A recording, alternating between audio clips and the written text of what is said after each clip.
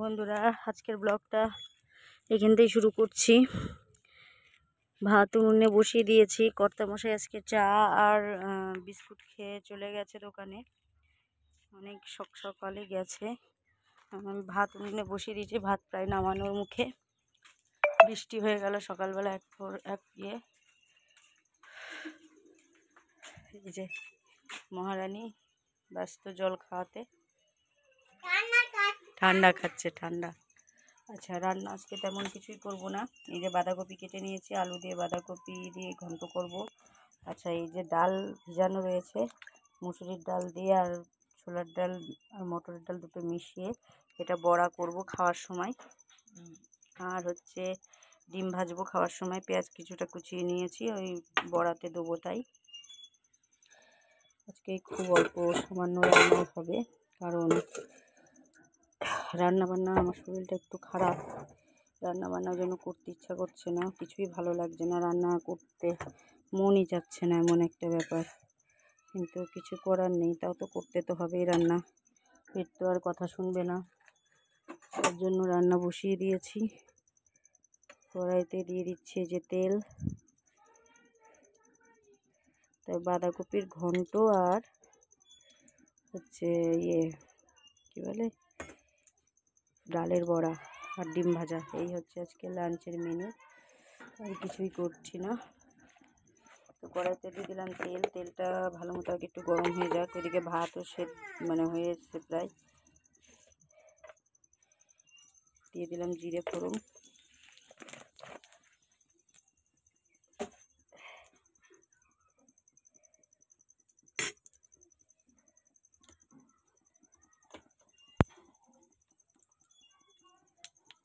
আজকে এন্ট্রিটা একটু অন্যভাবেই দিলাম।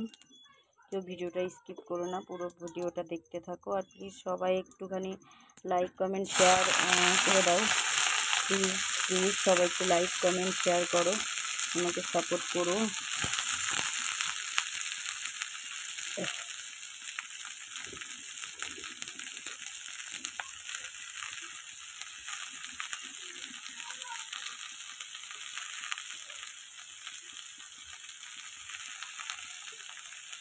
তো বাঁধাকপিটা ভাপিয়ে নিলাম না, অন্যদিন ভাপিয়ে নিই, আজকে ভাপিয়ে মোটমাট কী বলো তো, আজকে রান্নাবান্না করতে ইচ্ছে করছে না, শুধু মনে হচ্ছে শুয়ে থাকি, এতই শরীরটা খারাপ লাগছে। কর্তামশাই যাওয়ার সময় পুজো আর্চা করে দিয়ে গেছে, মানে ঠাকুরকে পুজো দিয়ে গেছে।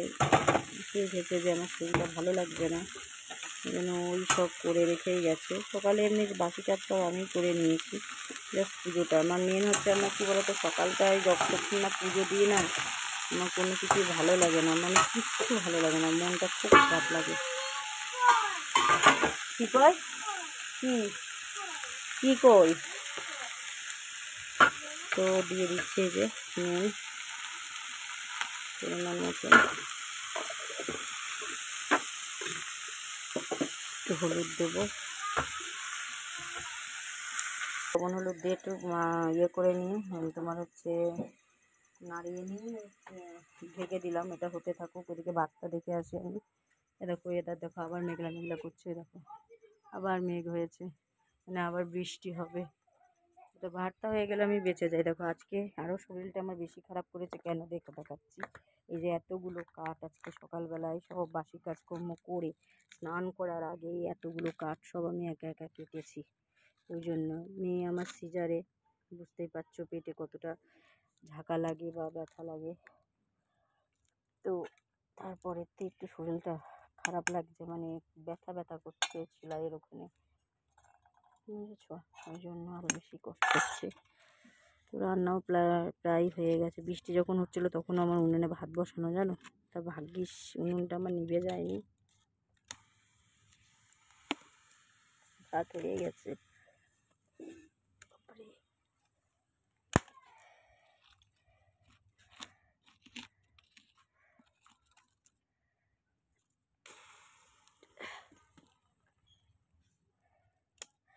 যতক্ষণ কাঠ আছে ততক্ষণ তো উনুনে ভাতটা করি, কাঠ ফুরিয়ে গেলে তো আরও কী দিয়ে করবো।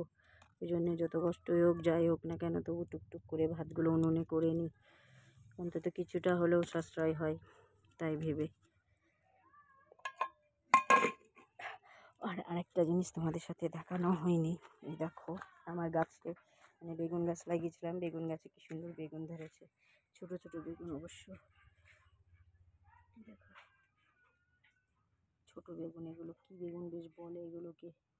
এই একটা হয়েছে, আর এই দেখো এই একটা হয়েছে, আরও বেশ কয়েকটা হয়েছে, আরও আগে আগে হতো।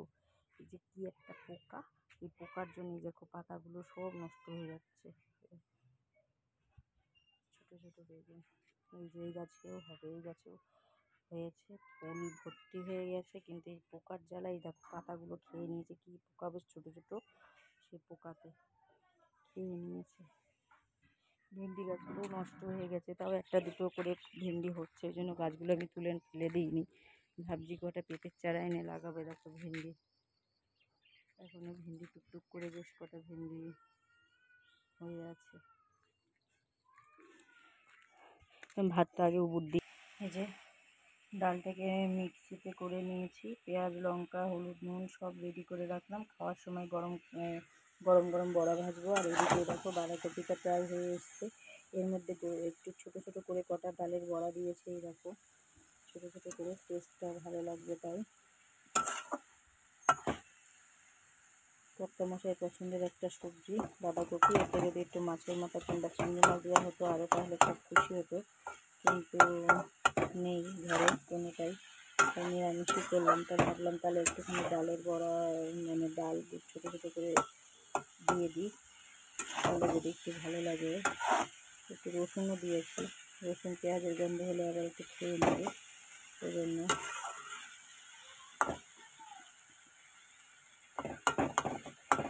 নামানোর সময় একটু গরম মশলা আর একটু ধনে পাতা দিয়ে দেবো, ব্যাস।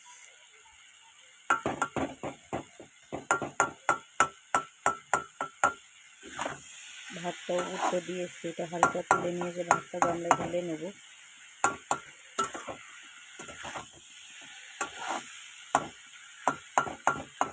একটু আলুগুলো ঘেটে ঘেটে দিলে না একটু মাখা মাখা হবে, সেজন্য একটু ঘেটে ঘেটে দিচ্ছি। সবই সেদ্ধ হয়ে গেছে, নামিয়ে নেওয়া যাবে, এখন কম দেখে একটু ঘেটে ঘেটে দিই, তাহলে হচ্ছে ভালো লাগবে। কর্তা মশাই বাঁধাকপি আমি পছন্দ করি না, খুব কম খাই, যদি মাছের মাথা কিংবা চিংড়ি মাছ দিয়ে করা হয় তাহলে খাই, নাহলে না।